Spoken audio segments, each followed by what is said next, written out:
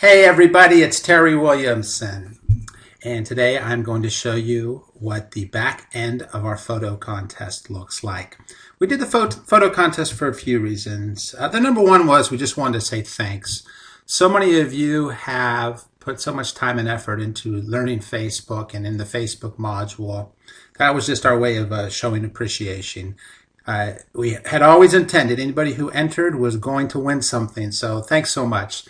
Also, we wanted to take and put into use several of the skill sets we developed in the course, right?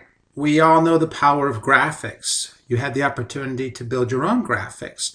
We had talked about building custom Facebook apps, the ones that go right below your timeline, and using those to attract traffic to your Facebook fan page or elsewhere, other sites on the internet. We talked about contests. We talked about Facebook advertising. So this was a great way to put all of these things in use. So this is WooBox. This is the back end of the app we use to build the contest. We've also learned about Heyo. There are a bunch of other ones, ShortStack. Wildfire was a great one we could use. We did for quite a while until Google bought them and stopped allowing use by small companies or entrepreneurs. But anyway, WooBox works great, and most of these come with a great analytics package. So here, right in our Facebook page, right in the app, we simply log in and we get all the stats from our campaign. So you can see we have how many people voted. We had 812 views, first of all, which is not bad since we had the contest open for about 72 hours. We had 33 shares and 150 votes. But that's just the start of the good stuff, because we now also know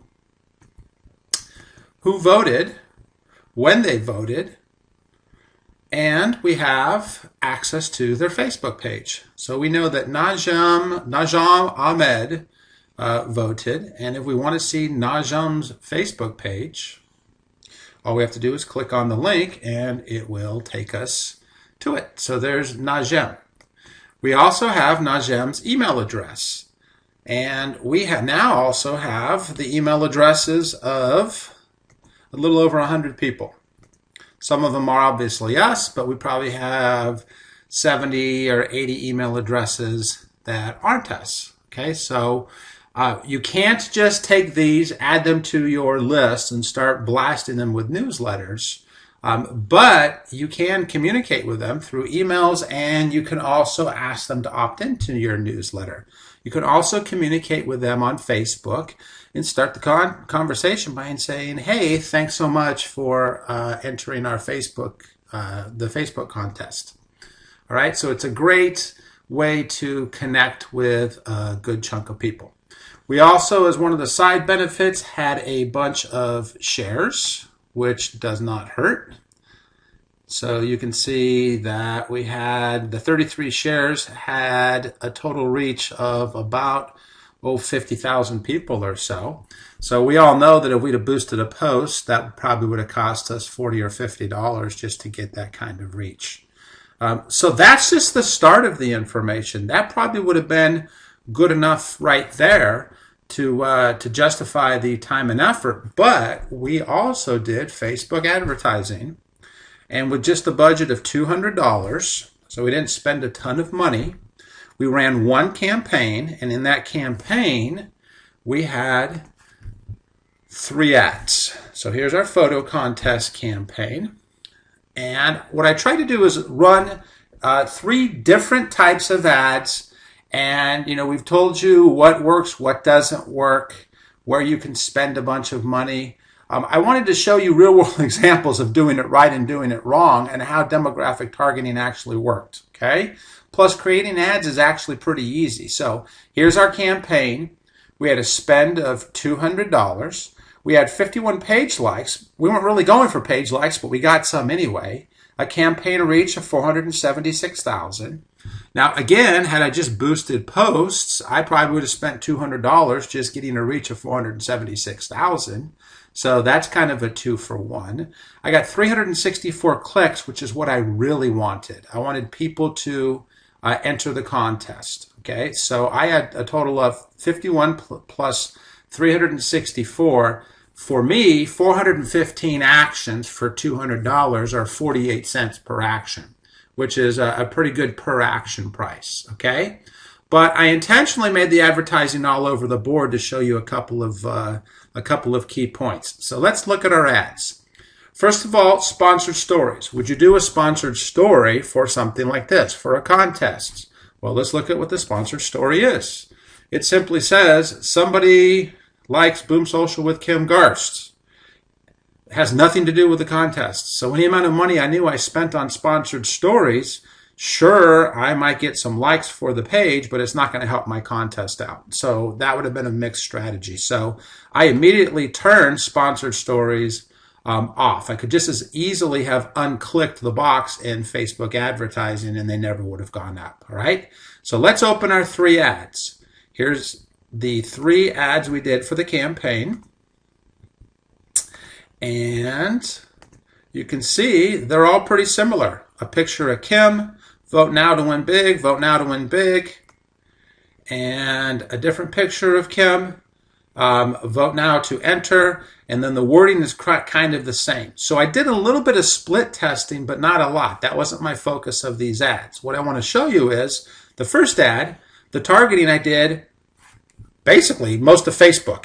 All you had to do was live in the United States and be over 22 years old. All right. And that was 142 million people. I would not expect an ad like this to do very well. And it had a click-through rate of 0.017. And I only got 6 page likes and 49 clicks for $44. You say, well, is that good or bad? Well, let's compare it to some of the other ads. So just all I did on the second ad was I said, let's target people who know about social media. And they live in the United States, they're 21 or older, and they know about social media. All right, so I had 48 million people, about a third of the audience, and take a look at the results. 512 page post likes, 177 photo views, 131 comments on the page, 0.07 was my click-through rate. So that's about 25% higher than the Facebook average. My cost per click is 36 cents a piece. I picked up 40 page likes. And the only difference really between these 2 ads was the targeting. So that's why I'm telling you it's so important to think through the targeting. Then the last one, just to show you one more example of what not to do, I did an ad just to people who are like Kim's page, who are already friends of fans. All right, so they like the page of the people who likes Kim's page. That's about 8.6 million people. You can see my click-through rate was not awesome, and my total actions, page post likes, and none of these are really good. And you want to know why? Because I let it go automized CPM. So every time they showed it to 1,000 people, I paid money, as opposed to these other ones, which were cost per click. Okay, so these are really, really simple concepts where I'm trying to really drive in. And I suggest, even if you spend $10 on Facebook advertising, this is an incredible skill set that you're going to want to be able to have. And you want to have enough knowledge to make these real simple decisions, to realize that targeting does matter, that CPC is way better than CPM when you're trying to get people to click on a link to go to a contest, okay, kind of common sense stuff. But at the end of the day, in 72 hours, with a total budget of $200, we had 812 contest views, 150 votes, 33 shares, a reach of 476,803, 51 page likes, and over 100 email addresses. So you say, well, that's because, it's you guys, it's Kim Garst. Not true at all. I get similar results with other clients all the time, okay? So it's worth doing. The one question that we get, all the time, learning to use the Facebook app is just a question of putting in the time. Graphics. This seems to be the number one question in the group right now, graphics. You need to either be able to learn to do graphics, not at a professional level, at a pretty good level, or find yourself a resource for doing graphics. And there's a lot of fairly good graphics resources out. If you have out there, so if you had a graphics resource or could do it yourself, there should be no reason why you shouldn't give a Facebook contest a shot. And I think the results, as hopefully I just showed you, are well worth the investment. So that's it. I hope you enjoyed the contest. Thanks so much. And Rod will get on the timeline covers starting next week. Take care, everybody.